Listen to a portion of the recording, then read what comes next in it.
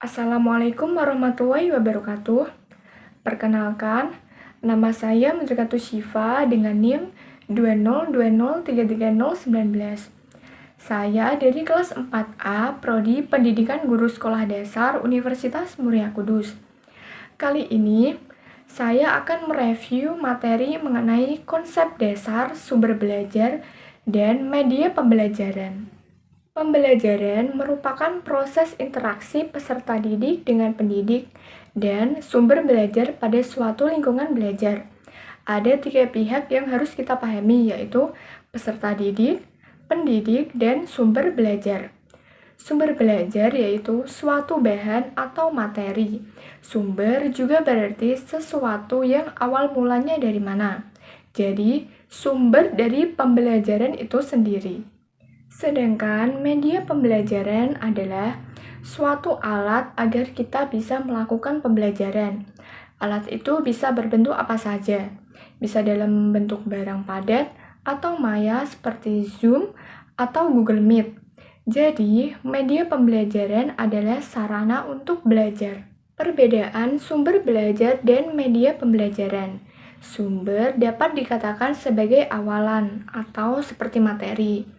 Barang yang mau disampaikan, misalnya barang yang dibawa kurir. Katakanlah sumbernya adalah barangnya, sedangkan media pembelajaran adalah kurirnya. Dan nanti ketika bertemu, siswa-siswa itu jadi nanti adalah seorang penerima paket. Lalu, seperti apa media pembelajaran yang baik?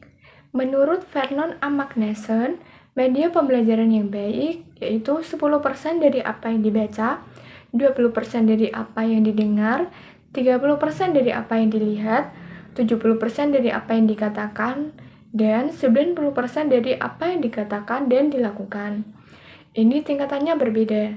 Jadi, agar kita lebih cepat untuk menangkapnya itu harus dikatakan dan dilakukan.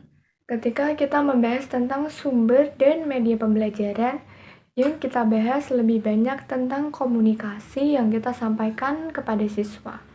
Kalau kita bisa menyampaikan materi dengan baik, serta dengan media yang baik, tentunya akan menghasilkan ilmu yang baik pula. Mengapa harus ada media pembelajaran? Yang pertama adalah menghindari verbalisme. Yang kedua, mengatasi keterbatasan ruang, waktu, tenaga, dan daya indera. Jika pembelajaran dilakukan secara offline, tentunya kita dapat bertemu bersama. Namun, pada saat ini kita dihadapkan yang namanya pandemi COVID-19. Tentunya keterbatasan ruang akan terjadi. Yang seharusnya bisa bertemu untuk diskusi secara langsung, sekarang menjadi tidak bisa. Nah, untuk mengatasi hal tersebut yaitu dengan media pembelajaran kita. Setelah itu juga dapat menghemat waktu. Nah, mungkin dulu guru mengajar di satu kelas ke kelas lain.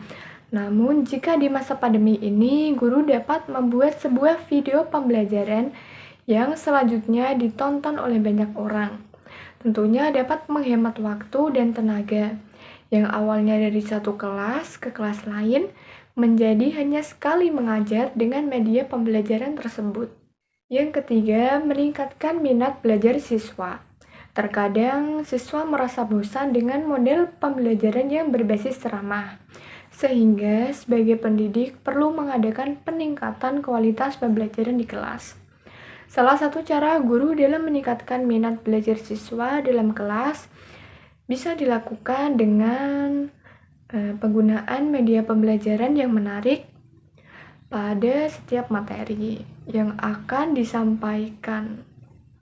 Keempat, peserta didik dapat belajar mandiri sesuai bakat dan kemampuan visual, auditor, dan kinestetik. Peserta didik dapat belajar sesuai keinginan sendiri. Jadi, siswa dapat belajar kapan saja dan di mana saja maupun posisinya seperti apa. Misalnya sambil rebahan, sambil makan, atau sambil minum. Tentunya hal ini akan lebih fleksibel.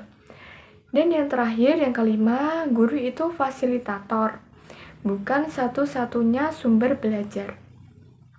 Kita sebagai calon pendidik harus bisa memfasilitasi siswa, dan kita dapat menganalisis kekurangannya seperti apa agar kita dapat menyikapi masing-masing kebutuhan siswa. Sekian review materi dari saya. Apabila terdapat salah kata, mohon dimaafkan. Sekian. Wassalamualaikum warahmatullahi wabarakatuh.